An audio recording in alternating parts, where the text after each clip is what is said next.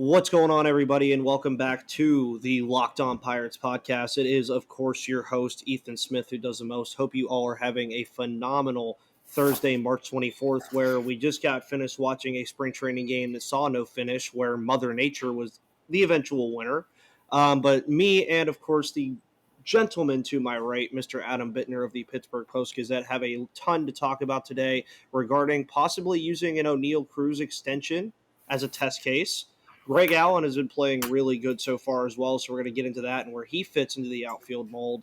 And will Mitch Keller's impressive play throughout spring training so far translate to the regular season? Of course, thank you for making me and Adam, when he's here, your first listen of the day every single day, wherever you get your podcast. You can, of course, find us on YouTube, Spotify, Odyssey, Google Play, or wherever you get your podcasts. And with that said, let's get into today's episode. You are Locked On Pirates, your daily Pittsburgh Pirates podcast. Part of the Locked On Podcast Network, your team every day.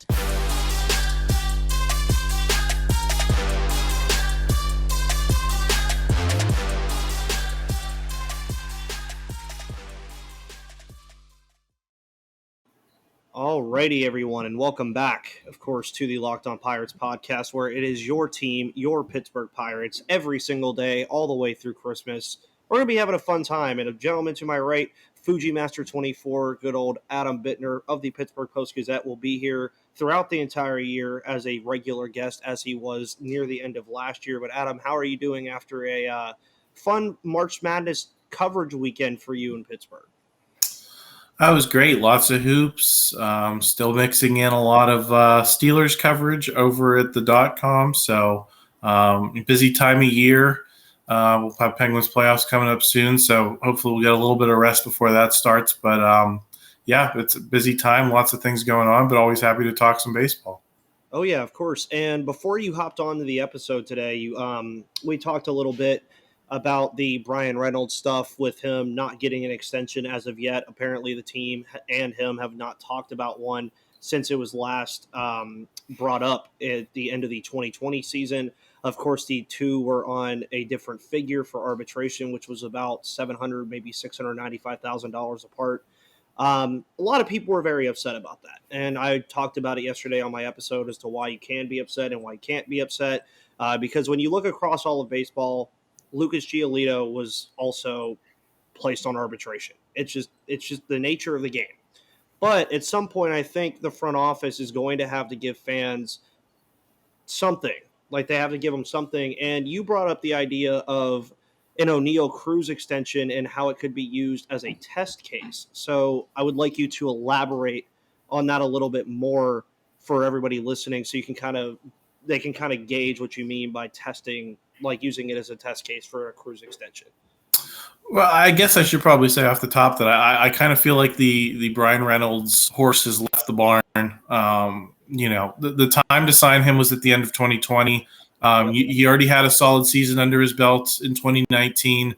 2020 shouldn't have really counted for much in terms of locking things down, and the Pirates didn't make that happen then.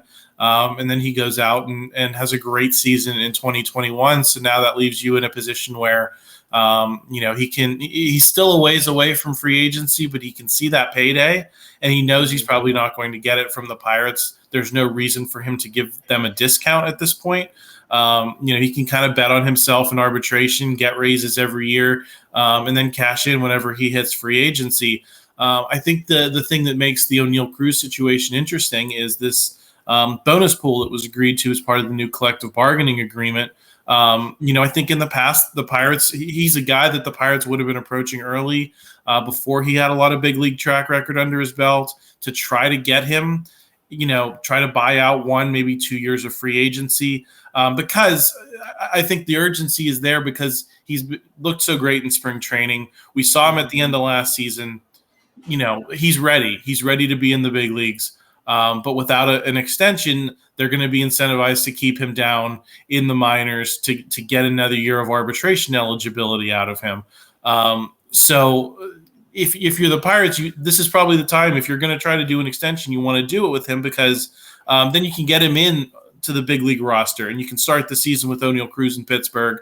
You can have the full year with him. You don't have to wait. You don't have to go through, the inevitable dragging you're going to get on Twitter and on the radio and everywhere once he gets demoted. You can kind of avoid that. You can get the goodwill. I think the reason it's a test case is whether Oneil Cruz has the same calculus that guys like Starling Marte and Gregory Polanco and Andrew McCutchen, going all the way back to Jose Tabata, that they had of, if I yank a contract right now, no matter what happens, I'm going to make $25 million in my career minimum. I think McCutchen, signed for $50 million. I'm guaranteed to get this payday no matter what happens to me. No matter what my health is, I know I'm going to make life-changing money if I sign this contract early. I think the CBA and the bonus pool may change that for a guy like Oneil Cruz, because now he can go out and earn some millions on the field. He can bet on himself a little bit more, and he can make that life-changing money before he even gets to arbitration. Those years where he's making the minimum, he's starting off already with a pretty big raise for guys on the minimum of around $700,000. But then, he can play for incentives and play for that bonus pool money, and start making a lot more than someone of his caliber would have made, 5 years ago if they tear things up for the first 3 years of their career. So, how does that affect his calculus? Does that drive his price up for the Pirates? I think it necessarily would, because, he's not going to sign for less than he might be able to earn anyway, right? So you're going to have to pay him millions probably, to even extend him through his, minimum season. So I think it's interesting because the rubber is going to kind of be meeting the road with him as well. And if it's not going to happen in this preseason, you wonder if he has a great rookie season, whether you're going to get a chance to do it again if you're the Pirates. So I think that between that and the Brian Reynolds situation, it's going to be an interesting, few weeks until opening day. Oh yeah, of course. And I mean, that's the one thing though that I bring up a lot with the Oneil Cruz situation is, yes, he's still relatively an unknown commodity. I mean, it was awesome. We got to see him at the end of last year hit the home run. His first of his career against Cincinnati in that final weekend. He's looked phenomenal in spring training. But I agree 100%. Lock the guy up.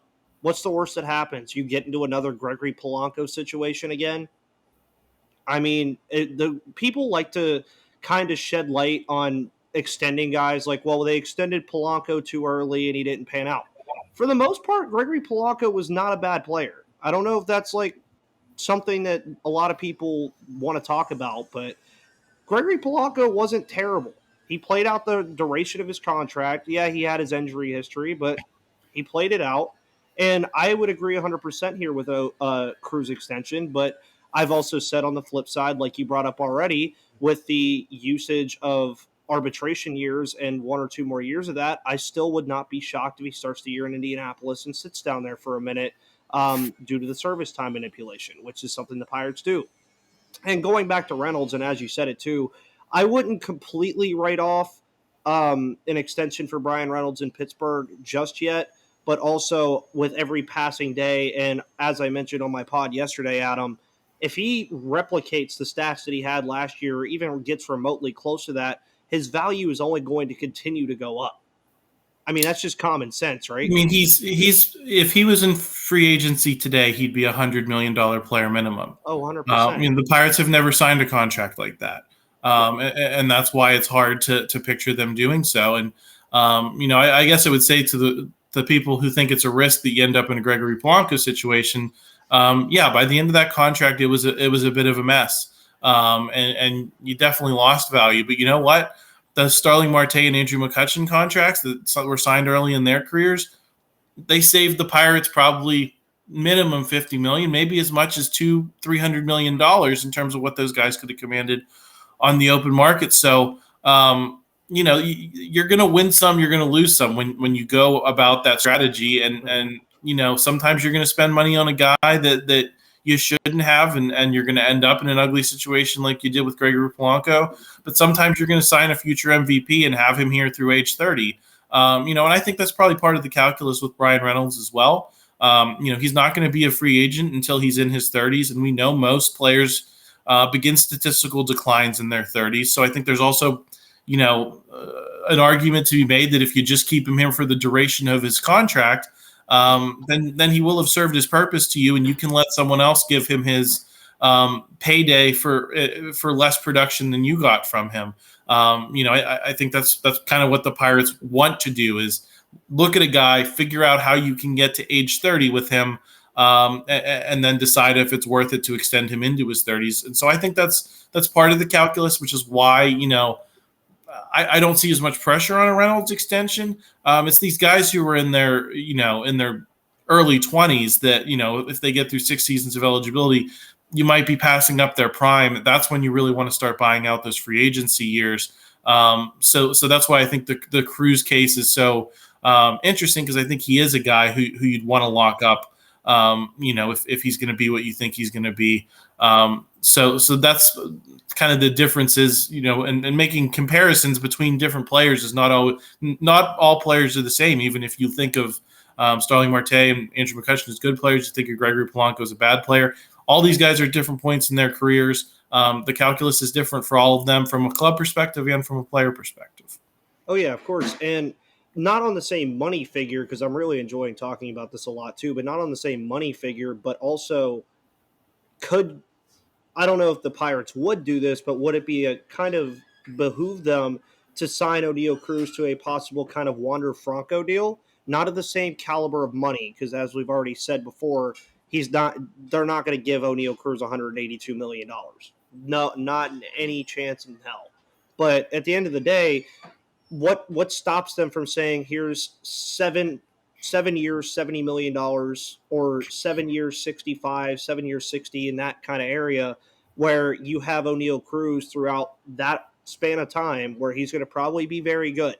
I mean, it's not like a given thing that he's going to be very good, but you have the chance that if he does, that you have him on a 7-year, $60 million contract. Is that something that they could explore doing, or would you think that it would be smaller, like lower years? Well, I'm sure that's the contract they'd love to give him. The question is, again, is that, would he accept that? Could he make more, over the life of the deal if he waits it out? And again, that's what's taken so much leverage out from under the Pirates in signing these deals that they've made in the past, and that we've seen other small market teams make, or not even small market teams. You think of the Braves with Ozzie Albies and Ronald Acuna. They signed certainly deals that probably would have been below what their free they would have been able to get on the free market. But the Braves were aggressive and signed those. I think that calculus is going to start to change because players can earn their millions on the field and not risk losing millions if you have a catastrophic injury when you're in those years where you're making the minimum and you're only taking home $700,000. And, let's say you're in year 2, you've only made $1.4 million in your career. And your career's over. Those guys are going to want more, but they can play their way into more. Oneil Cruz can make millions of dollars this season, even if he only ends up in June, showing up in June, if he meets the performance incentives. So I think that's necessarily going to push the value of the contract that you're going to want to try to nail these guys down to up. And I think 182 is far beyond what you'd expect the Pirates to do. But I think we have to start talking about, Can you give a guy $100 million and maybe load it up with some team options on the back end, so that when those really big paydays start to kick in, you can get out of it if it's a bad deal. Mm-hmm. Of course, and I mean, we're going to get more into this as well, because I feel like this is a phenomenal conversation on this, and it's very intellectual as well. It's letting people kind of understand the business behind of baseball. But also, before we get into that and continue, I want to let everybody know that March Madness is here. And if you want to go make some money on the Sweet 16, which starts pretty soon, I think it's around 4:50 right now at the time of recording. I don't know what time the games start, but I will be watching them. But make sure you go to BetOnline, and that's where the game starts. It's that time of year again, as college basketball's tournament is finally upon us. From all the latest odds, contests, and player props, BetOnline.net is the #1 source for all your sports betting needs and info. BetOnline remains the best spot for all of your sports scores, podcasts, and news this season. And it's not just basketball. BetOnline is your continued source for all your sport wagering needs and information, including live betting and your favorite Vegas casino games. Head to the website today or use your mobile device to learn more about the trends in action. And BetOnline is where the game starts. And fun fact, we're talking about Oneil Cruz right now. And on BetOnline, Adam, he is actually the leader to win Rookie of the Year at 3-1 odds. I bet Brian Hayes to win it last year, and he got hurt in the second game of the season. So I am refusing to make that bet online. I love you guys, but I'm refusing. But more on this, though. With the incentives, and this is something that I just genuinely don't know, and a lot of people who listen to this podcast now know that I just own up to when I don't know things. Are the incentives in contracts, or are the incentives something that MLB has put in place that says if you hit, say, 25 home runs, you're getting this amount of money? Or is it like team by team, case by case basis? So I believe that there's a bonus that gets distributed if you're in.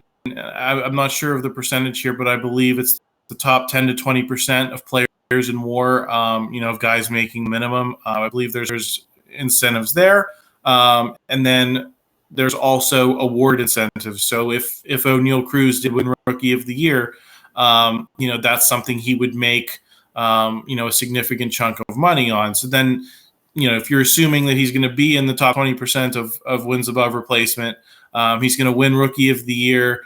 Maybe he wins another award. Then, I'm pretty sure there's an incentive tied to MVPs and pretty much every postseason award.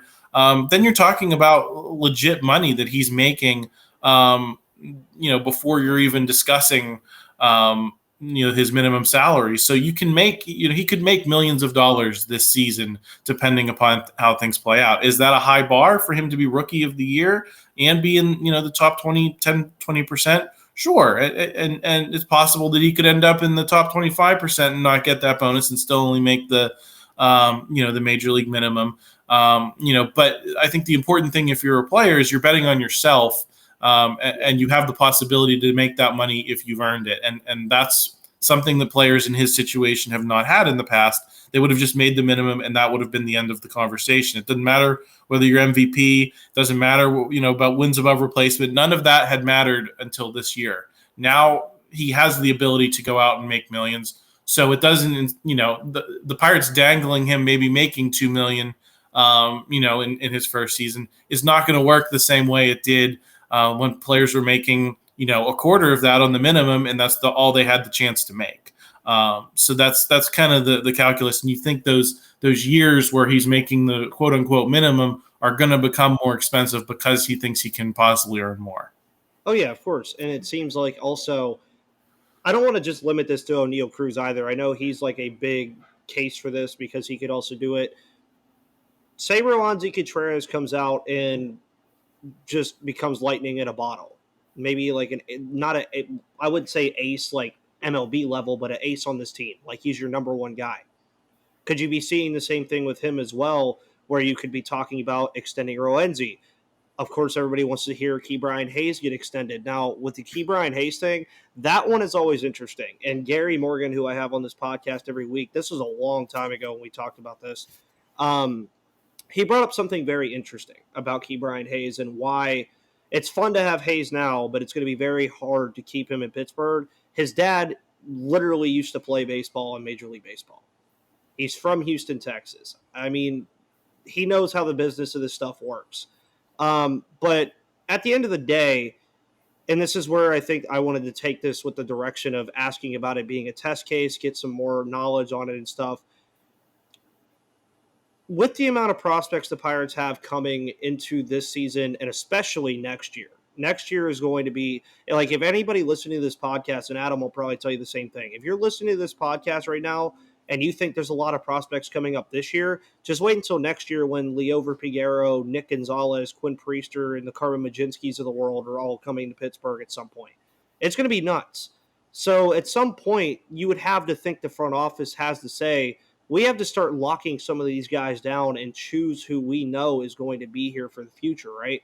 It has to happen at some point, doesn't it?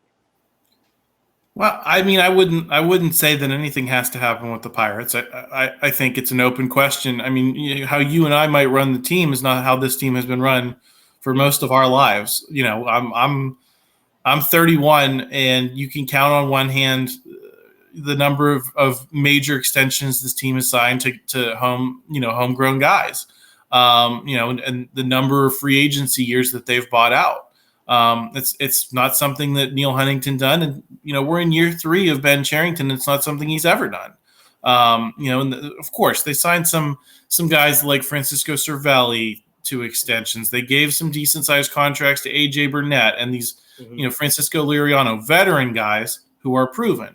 They haven't taken a whole lot of gambles on these prospects, and many teams don't. So I think the number of people that we could really seriously be talking about getting extensions, is pretty limited for that reason. I don't think Brian Hayes is on it either, if we're being honest, just because of the things you said. He comes from a family background, knows the business, knows value. Is not just going to jump at the first number the Pirates offer to him. We haven't heard anything on that front, and you would think that maybe we would, because he didn't have such as strong a 2021 as he started in 2020. And again, when we're talking about value, you want to do these things when a guy has a bit of a down season. Otherwise, you're going to pay for it on the back end. You want to see a guy prove it. That's the natural thing you want to do. But that proving it costs you a significant amount of money. I think the other thing that also makes Brian Hayes difficult is his glove. No matter what happens with that bat, his glove is going to be consistent, and it's going to be a consistent source of value for him. So even if he turns out to be an average hitter, he still could be a 2, 3, 4 win player every year. So he's less prone to the peaks and valleys that other players might be, because he's not just here for his bat, he's here for his defense. And I know you mentioned a bunch of those other prospects. I do think at a certain point, the Pirates have to be careful about who they're giving deals to. I think the thing that makes Oneil Cruz stand out to me is this potential for him to just be a Josh Bell kind of power hitter, a guy that this franchise does not get a power hitter like him, on the roster pretty much ever, and so I think that's what kind of makes him different maybe than some of those other guys who don't profile to be power hitters to the same degree. Yeah, and I guess Mason Martin could even be put in that same light as well. I mean, first base, you have Yoshi Tsutsugo and Daniel Vogelbach right now, but if Mason Martin starts playing well, that's one thing that I've always said about the Pittsburgh Pirates. And you mentioned you're 31, I'm 23. We've had the same experience with the Pittsburgh Pirates throughout our lifetimes. 3 things that I always see that this team rarely ever has is elite pitching, power hitting, and depth. That's usually the 3 biggest things that these rebuilding teams struggle with, because as you mentioned, the Oneil Cruzes of the world don't grow on trees. There's not a 6'7" shortstop who's going to bang one over the right field wall into the Allegheny 10 times a season. Like it doesn't happen very often. And that's the thing with the pitchers as well that I think is going to be very interesting, is when you have to start plucking at what pitchers you're going to have, because there's a lot. I believe there's 15 in the new top 30 that I talked about yesterday. You're going to have to start making some decisions. And I think the cautiousness is warranted, right? I mean, you've seen what they've done. I mean, the Chris Archer trade, obviously. I would be scared, too, to make moves sometimes with some of these younger guys, because at the end of the day, yeah, go ahead. I just wanted to stop you there, just because pitchers are just more difficult than hitters to kind of, find consistency with. I mean, look at Mitch Keller. He's a guy that, a year ago, if we're talking about extensions, he would be in that conversation, right? But he's been so inconsistent, that he could turn into Tyler Glasnow, or he could be a bust, and you don't really know. And I think one thing the Pirates have done well, especially when things were going well around here, was they completed, their homegrown staffs, and they spent the money on proven guys from the outside, or in the case of Edinson Volquez, AJ Burnett, guys that they felt that they could fix. And that's where they spent a lot of money, was saying, okay, well, we've got a few homegrown guys that we think can be, number 3, number 4, number 5 type starters minimum, and we're going to build the front end of the rotation, with some veteran guys who may be undervalued. I think that was a smart way to do it, as Neil Huntington did. And then it puts less pressure on you to develop as many pitchers too, because you don't need to have a 5-man rotation of homegrown guys if you're spending your money on having 2 or 3 veterans to eat up 200 innings apiece. So that's why I think they might be hesitant with Contreras. I think, he projects well, but often when you're talking about exciting prospects, if Roansy Contreras turns out to be a great number 3 for this team for 5 years, he will probably be one of the best pitchers you or I has ever seen in Pirates history. And they don't have to sign him, recent Pirate history. They don't have to sign him to an extension to get that kind of production out of him. And I think that's what makes the calculus difficult with a pitcher, is that it's so hard to project, and he doesn't have to be a 1 or a 2 to make a big difference for your team. And so you don't want to pay 1 or 2 money to a guy who may end up turning out to be a number 3, number 4, who's useful to you for a long time, but isn't worth the amount of money you end up saving to keep him from going free agency. So I think pitchers is a little bit more of a difficult business than when you have a certified power hitter like Oneil Cruz. Yeah, and 100% as well. And I mean, that's where I talk about it again, is if we see, and this is just a scenario, and this is what I'll say, with me and Adam talking about this, all these guys are no commodities. They are. That's why they're called prospects. That's why they're raw talents. They have the talent, the athleticism, the wherewithal to be good players, but do they ever harness it? Are they actually as good as they're supposed to be? It's all hearsay. It really is, until we see it happen on the diamond. But at the end of the day, I lay out this scenario, and I'm going to continuously lay out this scenario this year because I feel like it's going to happen. If guys like Oneil Cruz and Roansy Contreras, and say, just start throwing names out there, Canaan Smith-Njigba, Travis Swaggerty, Diego Castillo, all these prospects are filling up holes around all over the place. Could anybody logistically tell me that the Pirates shouldn't at least add something in the 2022-2023 offseason? Now, I say this with caution because I want to get through this year first. Let's get through this year first, like smooth sailing, hopefully.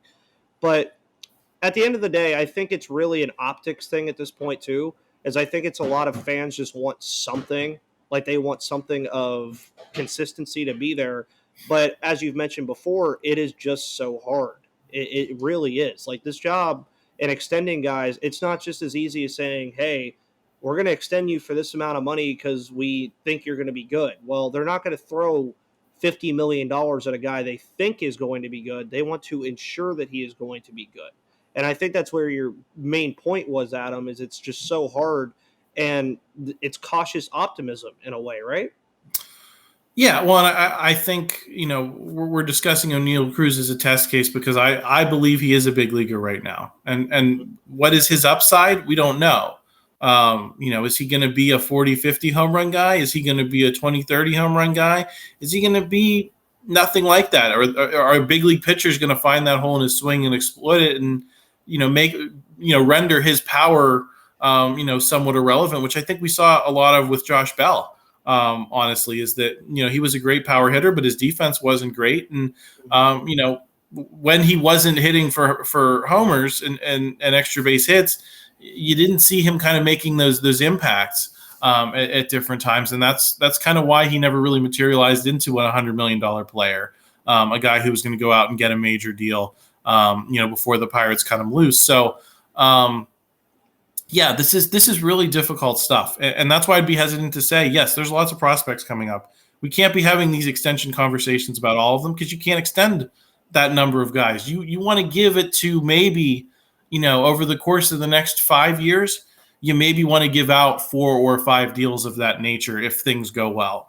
And I don't know that anyone other than Brian Hayes and Oneil Cruz has quite put themselves into that conversation for me yet. But like you said, we do have a full year to kind of see who's coming up, who performs well, and how that can change our calculus as we go in, to the following off season. So, I think the big question for the Pirates as a team, that you were alluding to as well is, are you still on the way down or are you on the way up? Or is this 2009, 2010, when you were still selling off pieces, still tearing things down? Or are you in 2011 and 2012 where you contended for a decent chunk of the season, you were buyers at the trade deadline, and you started adding people like A.J. Burnett, even though you weren't quite there yet in terms of what you'd be in 2013, 14, and 15? I think that's a question you're trying to answer in 22 is this, are we still on the way up or are we still the way down? And that's going to change your posture probably one way or the other. Oh, yeah, of course. And that posture will change probably a lot based off of things that happen. But, Adam, thank you so much for coming on, as you always do, always inviting the masses to hear your words of wisdom about extensions. Sure, this will get a very interesting feedback because you have the pro extension people and they're fine not having them people and all that stuff, or just trade them already, because I've already seen that too about people saying just trade Brian Reynolds already, it's a lost cause. But we'll see. But Adam, go ahead and tell everybody what you have planned over at the Post and what is up next for you. Yeah, I'm going to be at West Virginia Pro Day this Tuesday, checking out Letty Brown and some of these other possible prospects from the Mountaineers. So if you root for West Virginia, keep an eye out for that. I'll be doing my Final Four betting guide for Thursday. As always, we'll have our mock draft tracker, kind of keeping track of what the mock draft prognosticators are saying, about who the Steelers might pick with that first-round pick. So that's all on my agenda for next week. So stay tuned to post-gazette.com for all of that. And, of course, Jason Mackey and Mike Persak do a great job. Jason was all over the Brian Reynolds arbitration and extension talk this week, and so he's the guy to follow for all that. Oh, yeah, of course. And you guys already know where you can find me. You can find me on Twitter at MVP_Ethan. Find this podcast at Locked On Pirates on Twitter as well. You can also find it at Locked On Pirates, of course, or Locked On Pirates on Spotify, Odyssey, Google Play, YouTube, Apple Podcasts, or wherever you get your podcasts. And with all that said, guys, I will see you guys again tomorrow, where we are going to talk about Greg Allen's hot start to his spring. Can Mitch Keller, move forward and do some stuff? Because we did get kind of into this one, so we're going to extend it into tomorrow with me. But until then, guys, I will see you on the flip side.